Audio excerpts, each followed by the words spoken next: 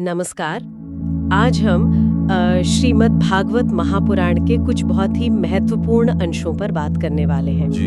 हमारे पास जो स्रोत है वो इस ग्रंथ के कुछ केंद्रीय विचारों को सामने रखते हैं, खासकर ज्ञान, भक्ति और वैराग्य। हाँ, बिल्कुल। तो हमारा उद्देश्य है कि हम इसका सार समझें और ये भी देखें कि ये ग्रंथ आज भी इतना महत्वपूर्ण क्यों है। सही बात है। तो चलिए शुरू करते हैं इसकी रचना से। इसे महर्षि व्यासदेव ने रचा था, है ना? जी हाँ। और उनके पुत्र श्री शुकदेव जी ने इसे राजा परीक्षित को सुनाया। हाँ, वो कथा तो बहुत प्रसिद्ध है। जब राजा परीक्षित को पता चला कि उनकी मृत्यु बस 7 दिन में होने वाली है। हाँ बिल्कुल। और ये कथा शुरू हुई थी नैमिषारण्य में। जी, नैमिषारण्य में। जहाँ शौनकादि ऋषिगण थे, उन्होंने प्रश्न पूछे थे। अच्छा। और सूत जी ने उन्हें भागवत कथा का महत्व बताया। अच्छा।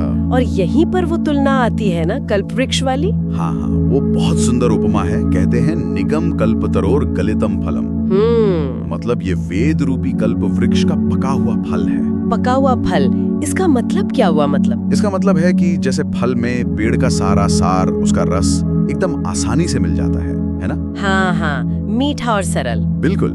वैसे ही भागवत में वेदों और उपनिषदों का जो गूढ़ ज्ञान है वो एकदम सरल रसपूर्ण रूप में मिलता है। मतलब जटिल कर्मकांड नहीं, बल्कि भाव और भक्ति पर जोर है। अच्छा, तो क्या यही सरलता और ये जो रसपूर्णता है, इसी वजह से ये कलयुग के लिए इतनी महत्वपूर्ण है? क्योंकि स्रोत कहते हैं कि कलयुग के दोषों से बचने के लिए भक्ति ही सबसे आसान रास्ता है। बिल्कुल सही समझा आपने। कलयुग में जहाँ दूसरे साधन शायद उतने प्रभावी ना हो या कठिन हो, भागवत भक्ति को सबसे ऊपर रखता है। भक्ति मतलब ईश्वर के प्रति प्रेम, समर्पण। हाँ, एकदम निश्चल प्रेम भरा समर्पण। और ये कोई हवा-हवारी बात नहीं है। इसको साकार रूप दिया गया है भगवान के अवतारों की लीलाओं में। जैसे श्री कृष्ण की लीलाएं, श्री राम की कथाएं, नृसिंह भगवान का अवतार, ये सब कथाएं इसमें हैं। हाँ, और ये कथाएं सिर्फ सुनने में अच्छी नहीं लगती हैं, है ना? जैसे कृष्ण की बाल लीलाएं हैं, माखन चुराना या गोपियों संग रास रचाना। हाँ। ये सिर्फ कहानियां नहीं हैं, ये तो बहुत गहरे आध्यात्मिक सत्य बताती हैं, लेकिन इतने सहज तरीके से कि कोई भी उनसे जुड़ सकता है। बिल्कुल। और भक्ति के रास्ते पर चलने की प्रेरणा मिलती है। ये बात मुझे बहुत दिलचस्प लगती है। आपने बिल्कुल सही पकड़ा। और अगर हम थोड़ा और गहराई में जाएं, तो भागवत सिर्फ कथाओं का संग्रह भर नहीं है। अच्छा। ये तो जीवन का एक पूरा दर्शन है। हाँ। ये ज्ञान की बात भी करता है, तत्व ज्ञान की। मतलब सत्य क्या है, आत्मा क्या है, परमात्मा क्या है।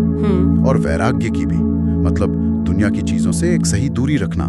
लेकिन इसका जो केंद्र है, जो दिल है, वो हमेशा भक्ति ही है। भगवान के लिए निष्काम प्रेम। हाँ, बिना किसी शर्त वाला प्रेम।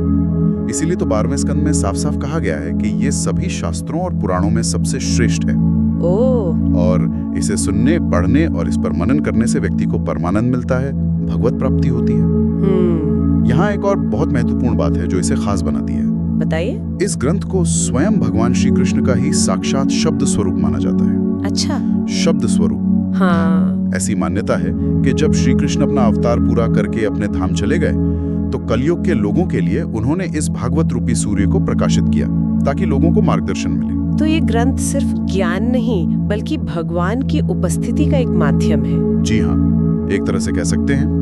तो कुल मिलाकर हम ये समझ सकते हैं कि श्रीमद् भागवत महापुराण भक्ति, ज्ञान और वैराग्य, इन तीनों का एक बहुत ही अनूठा संगम है। हाँ बिल्कुल। ये एक गाइड की तरह है जो हमें जीवन के असली लक्ष्य की ओर ले जाता है, मतलब ईश्वर को पाना या मोक्ष। सही कहा।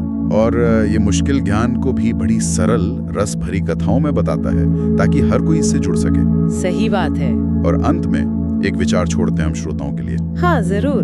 भागवत में जिस तरह की भक्ति का वर्णन है, वो पूर्ण समर्पण, वो निस्वार्थ प्रेम, आज की जो हमारी जिंदगी है, इतनी भागदौड़ वाली, इतनी भौतिकवादी, उसमें इसकी क्या प्रासंगिकता है? क्या हम अपने रोजमर्रा के काम करते हुए, अपनी जिम्मेदारियां निभाते हुए भी उस स्तर के प्रेम और शरणागति को पा सकते हैं? ये एक बड़ा सवाल है। हाँ, ये सवाल शायद हम